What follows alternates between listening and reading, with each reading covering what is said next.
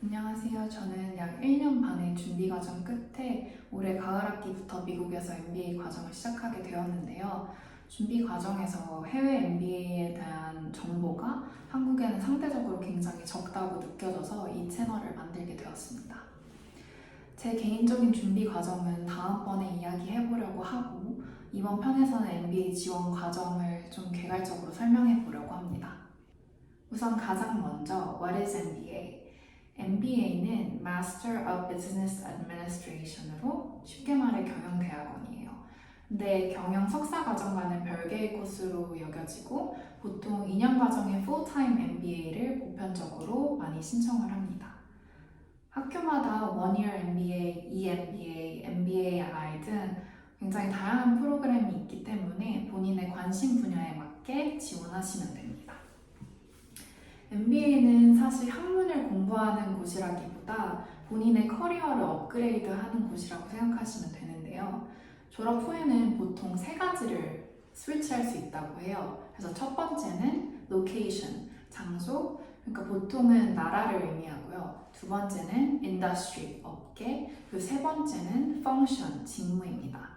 그래서 이 세 가지를 모두 바꿀 수 있는 트리플 점프는 사실 흔하지 않고요. 보통 한 가지만 스위치해도 성공적이라고 볼 수 있습니다. 사실 이 영상을 보시는 분들은 대부분 MBA를 어느 정도 생각하고 계신 분들일 거라고 생각을 해서 소개는 여기까지 하고, 그렇다면 애플리케이션 프로세스가 어떻게 되면서 또 어떤 자격이나 요건을 학교에서 요구하는지로 넘어가 보도록 하겠습니다.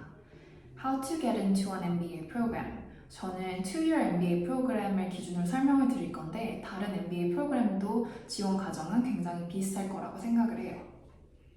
애플리케이션 프로세스는 간단히 지원서 제출, 인터뷰 인비테이션, 그리고 파이널 리졸트 이렇게 세 가지로 구분을 할 수 있고요.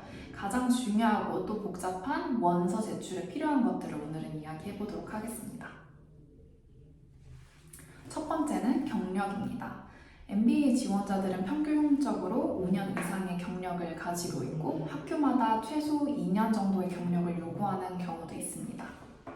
두 번째는 GMAT 혹은 GRE입니다. 웬만한 학교들은 이 둘 중에 하나를 필수 조건으로 요구를 하고 간혹 웨이버를 신청받는 학교도 있긴 합니다. GMAT, GRE 중에 어떤 시험이 낫냐라고 물으신다면 본인의 성향 혹은 신청할 프로그램에 맞게 시험을 보시라고 추천을 드려요.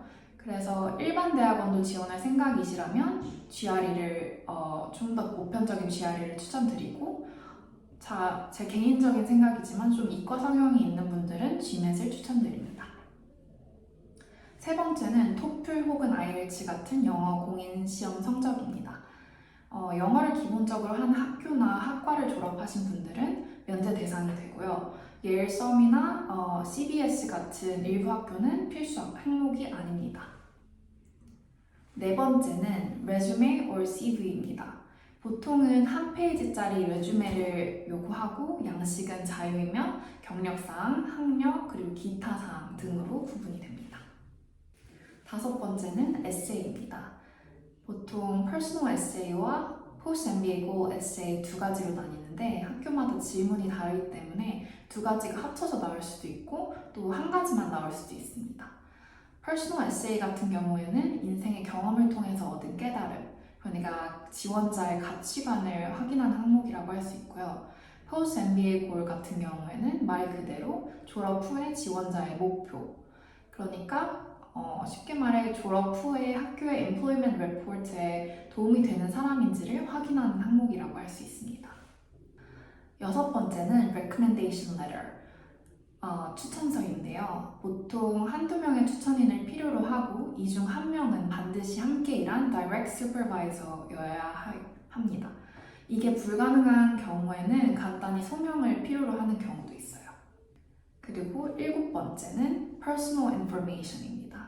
국적, 주소, 전화번호 등의 기본 정보와 가족관계, 그리고 그 중에 학교에 알럼이 있는지 등의 간단한 내용을 묻습니다. 여덟 번째는 경력사항입니다. 레주메와 에세이 외에도 본인의 경력에 대한 세부 사항을 작성하는 항목인데요. 회사 전화번호, 사원수, 매출 규모, 그 외에도 본인의 타이틀, 보너스 수령액, 주 업무 등을 작성해야 하고요. 또 레주메에 쓰지 못한 인턴이나 계약직 같은 활동들도 추가로 쓸 수 있는 경우가 있습니다. 9번째는 학사 정보입니다.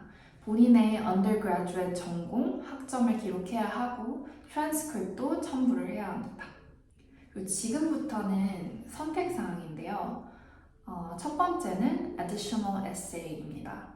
위에 필수 항목에서 어필하지 못했던 내용을 작성할 수 있기 때문에 굉장히 중요한 항목이라고 할 수 있는데요.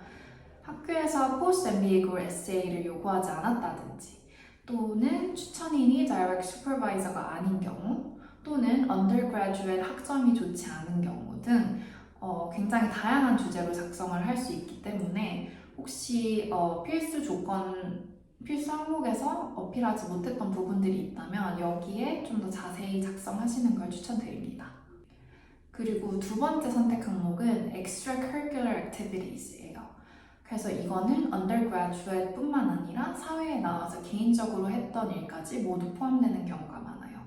보통은 봉사활동, 개인 프로젝트, 클럽 활동, leadership experience 등이 있고 수상 내역 혹은 취미 같은 것도 작성할 수 있습니다.